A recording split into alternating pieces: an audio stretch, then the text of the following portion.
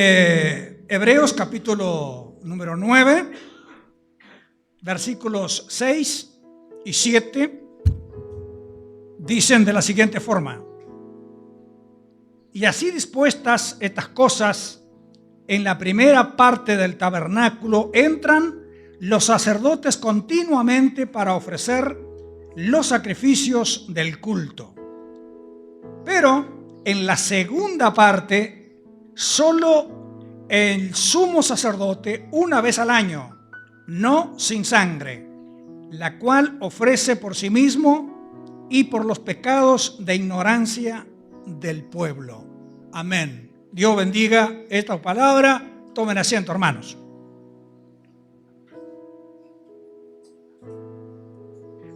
Si alguien nos parara y nos preguntara, si vamos saliendo de la iglesia, por supuesto, de acá o de otro lugar, que sea una iglesia, que podamos definir o decir en unas pocas palabras qué significa o qué significado tiene el sacrificio de Cristo para nosotros. Me imagino que las respuestas serían muy variadas. ¿Usted qué contestaría? ¿Vos qué contestarías, Luis?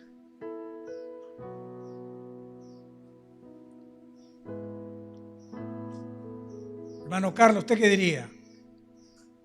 Usted diría, ¿verdad? Bueno, las respuestas podrían ser variadas y la gente diría cosas como esta o como estas.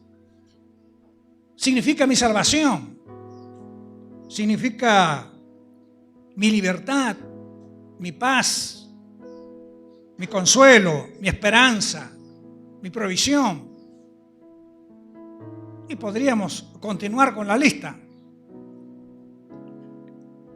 Pero sin dejar de reconocer que esta lista es buena, creo que debería de encabezar la lista: Cristo es mi gran sumo sacerdote. Y usted dirá, ¿por qué si la salvación está primero? Déjeme decirle que para lograr todo lo que mencioné y lo que se podría mencionar, Él tuvo que hacer un sacrificio con su propia sangre y hacer una mediación entre un Dios 3 veces santo y nosotros pecadores para lograr la salvación, la libertad, el consuelo, la esperanza y demás. ¿Estamos de acuerdo? Él tuvo que hacer ese sacrificio y hacer esa mediación. Y lo más grandioso de esto, quiero que me entienda, lo más espectacular de esta mediación fue que lo hizo a 3 niveles. Lo hizo para el pasado, para el presente y para el futuro. Para el pasado, en esta obra retroactiva, es decir, por aquellos que creyeron que un Mesías vendría a libertarles. Aquellos que declaraban proféticamente que un día habría alguien que los libertaría y que libertaría a la humanidad, pero que sin embargo murieron sin poder verlo. Y esto el mismo Señor Jesucristo lo va a decir. Y volviéndose, hablando Jesús a sus discípulos, a los discípulos les dijo, escuche esto: bienaventurados los ojos que me ven, lo que vosotros, los ojos que ven lo que vosotros veis, le está diciendo él a los discípulos. Porque os digo que muchos profetas y reyes desearon ver lo que vosotros veis y no lo vieron, y oír lo que ustedes oyen y no lo oyeron. Así que aquellos hombres, lo que está diciendo, mucha gente creyó en mí y habló de mí, profetizó de mí, y tenía la esperanza de algún día verme, estaba diciendo Jesús, pero murieron sin tener esa oportunidad. Y ustedes son unos privilegiados, le estaba diciendo. Ustedes se lo están palpando, me tienen acá. Así que murió para el pasado, una obra retroactiva. Todos son salvos en Cristo. Es una obra que merece una explicación más técnica, pero no tengo tiempo ahora, de la obra retroactiva. Murió para las multitudes del presente que creyeron en Él. Recuerdan que había multitudes que le seguían. Algunos por curiosidad o que lo que fuere, pero miles creyeron en Él. Y fueron beneficiados con su mensaje, con su mediación, con su sacrificio, con su sacerdocio. Y murió para el futuro, hermanos. Murió por aquellos que aún no habían nacido. La Biblia dice en Juan 3:16, porque de tal manera amó Dios al mundo que dio a su Hijo unigénito para que todo aquel que en Él cree no se pierda, mas tenga vida eterna. Todo aquel, en el tiempo que fuese. Y eso nos incluye a nosotros. ¿Estamos de acuerdo? Así que Él hizo una obra maravillosa, una mediación espectacular con su sangre, pero lo hizo a 3 niveles: pasado, presente y futuro. Pero para dimensionar un poco qué representa el sacrificio de Cristo, tenemos que echarle una mirada, aunque sea rápida, al sacerdocio del Antiguo Testamento. El sacerdote del Antiguo Testamento de la Biblia tenía básicamente 2 grandes responsabilidades. Una era oficiar con sangre ajena, por supuesto, sangre de un macho cabrío, de un animalito, pero oficiar de mediador entre Dios y los seres humanos. Y cumplir con todos los requisitos que Dios establecía en su ley. Básicamente, había mucho más cosas, pero para ejecutar los ritos. Ahora, este oficio del sacerdote en el Antiguo Testamento era extremadamente riesgoso y peligroso, porque tenían que ceñirse a una enormidad de requisitos. Cuando leemos las leyes, que ya las mencioné, que eran 613, es una enormidad de requisitos que nadie podía recordar por más memoria que tuviese, y que frente a cualquier falla o a cualquier error, aunque este fuese involuntario, permítame decirle esto, quiero que me entienda esto, un error involuntario, moría instantáneamente la persona. Bueno, y además de, eso la Biblia lo menciona en Levítico 16, escuche. Y habló Jehová a Moisés diciendo: después de la muerte de los hijos de Aarón, cuando se acercaron delante de Jehová y murieron. Claro, por otra razón. Y Jehová dijo a Moisés: di a Aarón tu hermano que no en todo tiempo entre en el santuario detrás del velo del propiciatorio que está sobre el arca, para que no muera. Escuche, era el primer sacerdote del pueblo hebreo. Moisés el legislador, Aarón su hermano el sacerdote. Si quiere, María su hermana la profetisa. Pero ahí estaba el hombre, sus hijos, toda la línea sacerdotal. Pero ni él podía entrar más de una vez al año porque moría. Era tanta la rigidez, era tan estricto todo el sistema, que los hijos de otros que tocaban el arca para que no se cayera morían también. Dice, ¿cómo? Iban a sujetar que no se cayera, no se estropeara. Era un beneficio. No se me duerma, hermano Carlos. ¿Está atento? Bueno, no, estaba cabeceando. Para mí que él está orando, ¿eh? Él está intercediendo para que yo no me equivoque de los versículos bíblicos. Mire, hermano, pero además era extremadamente engorroso debido a la opacidad que había, escuche, entre los seres humanos, en la comunicación entre los seres humanos y Dios. Y esa opacidad se debía al famoso pecado venial. Es decir, los heredados de Adán y Eva, agravados por los propios cometidos voluntariamente, por ellos y por nosotros. Nosotros nacemos con el pecado venial, ¿verdad? La herencia, pero también cometemos los nuestros. Y ahí estaba la situación agravada. Entonces, la ley era como un termómetro. Te pone un termómetro bajo el brazo, o ese aparatito que usan ahí, que no sé cómo se llama, que toman la temperatura. Bueno, llamémosle termómetro.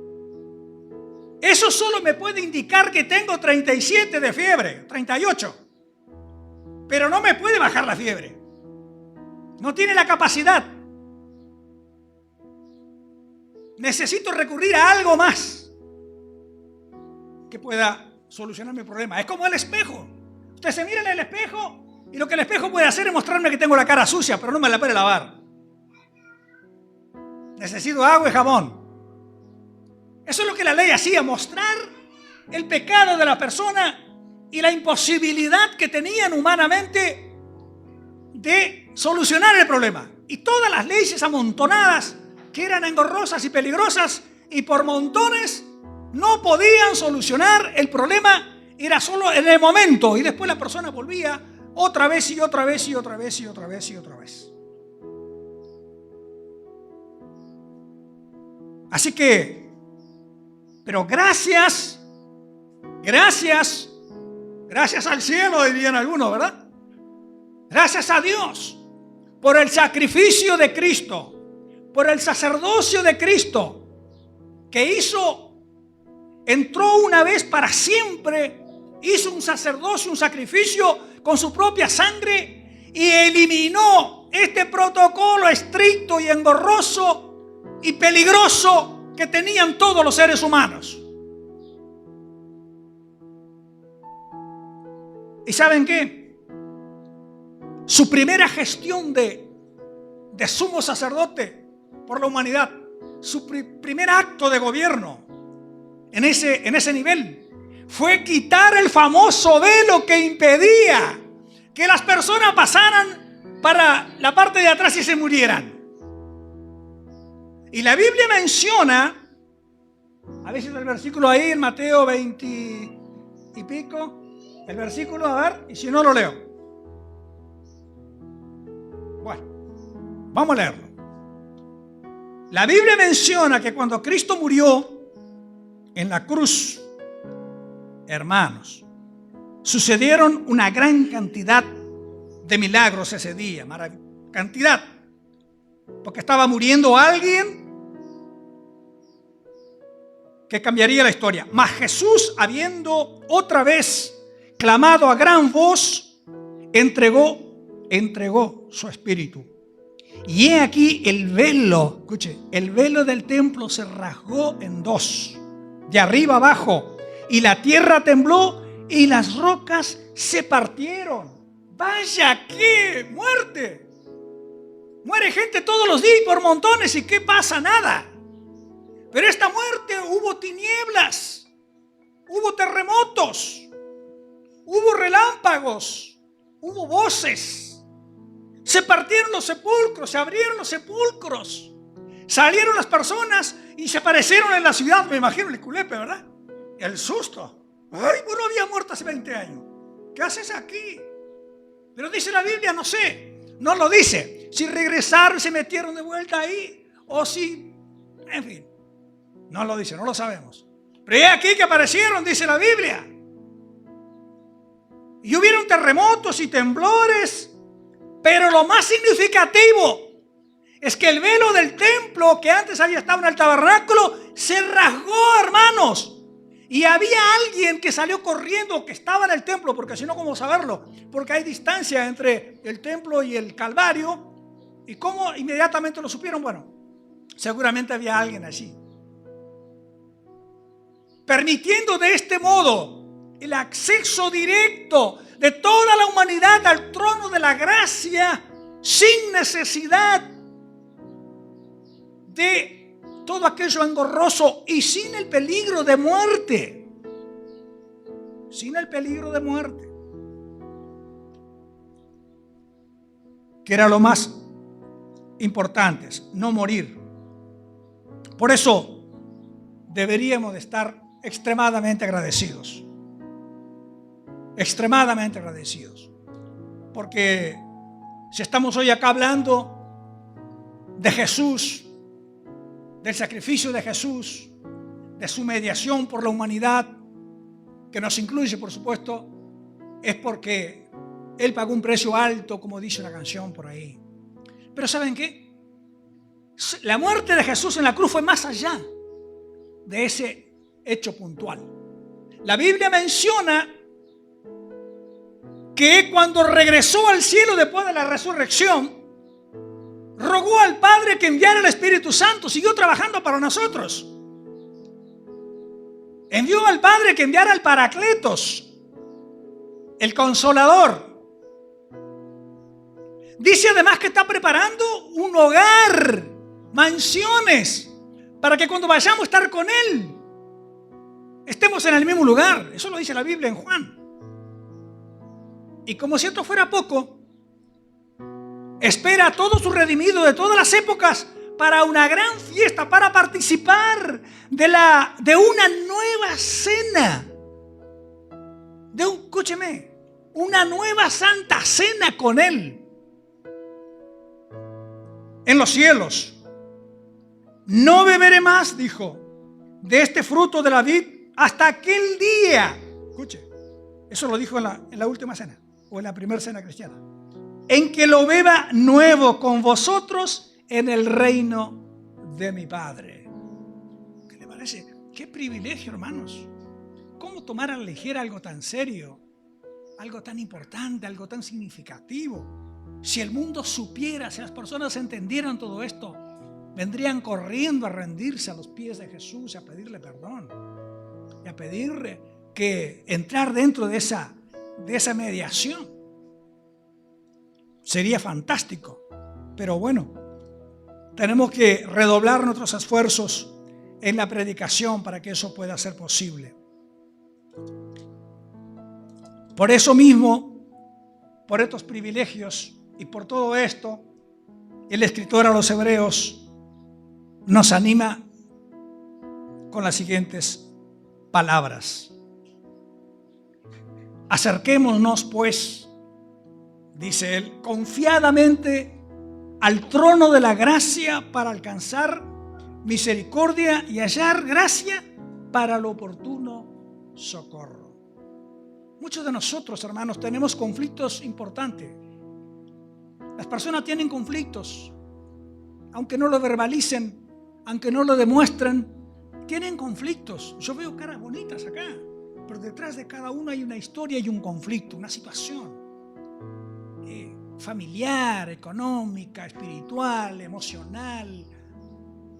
Situaciones que, como mencionaba la hermana que estuvo acá en la apertura del servicio, que ella lo cargó por un largo tiempo en cuanto al perdón, por ejemplo, y como eso hay cantidad de situaciones que la hermana lo dijo ahora que lo venció, pero antes nadie lo sabía, y así como eso hay mucha cosa que la gente necesita. Pero ¿qué dice la Biblia?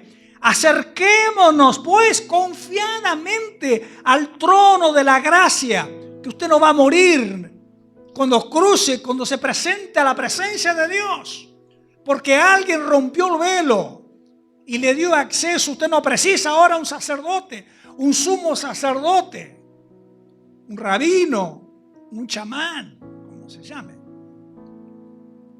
Usted ahora puede llegar en su propia casa, durante el día del trabajo, en el baño de su hogar. Usted puede decirle, Señor, aquí estoy y este es mi problema. ¿Y saben qué? Lo va a escuchar. porque no está el velo, ni precisa sangre de machos cabríos. Jesús hizo el sacrificio por toda la humanidad para siempre.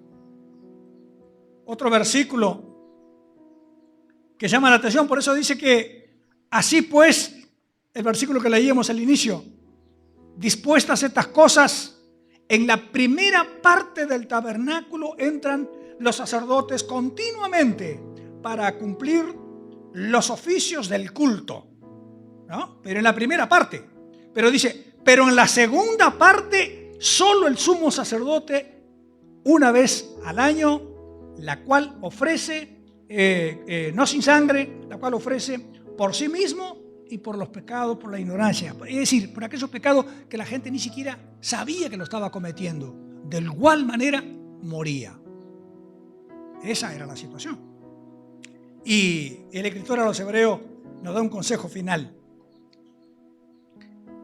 Y dice, así que, hermanos, y digo escritor a los Hebreos porque nadie sabe con precisión quién escribió este libro. Algunos dicen el apóstol Pablo, pero está por ahí. Así que, hermanos, teniendo libertad para entrar en el lugar santísimo, ¿qué le parece? Por la sangre de Jesucristo, por el camino nuevo y vivo que Él nos abrió a través del velo, esto es, de su carne. Y podríamos continuar leyendo, es maravilloso. Hermanos, somos privilegiados de tener estas cosas, de comprenderlas y de tener. Así que nadie de los que puedan estar escuchando, no sé si hay una cámara por ahí grabando, alguien que pueda ver esta exposición en algún otro momento, saber que no precisa ir a pedirle a alguien que haga una intercesión. Puede pedir ayuda espiritual. Pero tú puedes arrodillarte donde te encuentres o puedes orar tendido en tu cama, si estás acostado, y puedes pedirle a Dios que te escuche y Él garantiza que te escucha. Y no precisa ningún sacrificio, ningún amuleto, no precisa ninguna cinta roja, ninguna taba, ningún huesito santo. Dios te escucha directamente y perdona tu pecado y salva tu alma.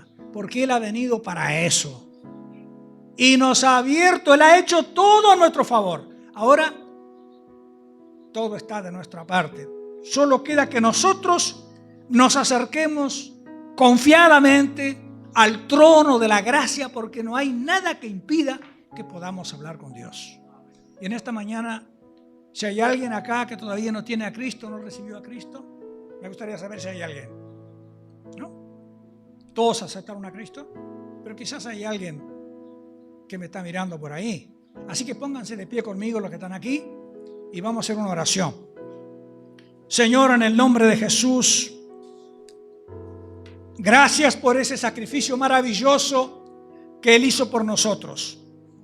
Y yo quiero pedirte, Señor, por las personas que eventualmente puedan escuchar esta reflexión bíblica. Yo te pido, Señor, que si esa persona todavía no te ha recibido porque no ha tenido la oportunidad o porque no había entendido, que hoy te reciba. Así que repite conmigo, mi amigo, mi hermano, esta oración. Señor Jesús, gracias por escuchar tu palabra. Gracias por escuchar tu palabra. Quiero que perdones todos mis pecados. Y quiero que salves mi alma. Quiero cuando deje este mundo irme contigo. Para siempre. Quiero llegar a estar en esa cena que has preparado para cuantos vayan para contigo, Señor. Quiero llegar a estar en esa cena para cuantos vayan a estar contigo, Señor. En el nombre de Jesús. Gracias por tu sacerdocio. Gracias porque puedo orar libremente. En el nombre de Jesús. Amén.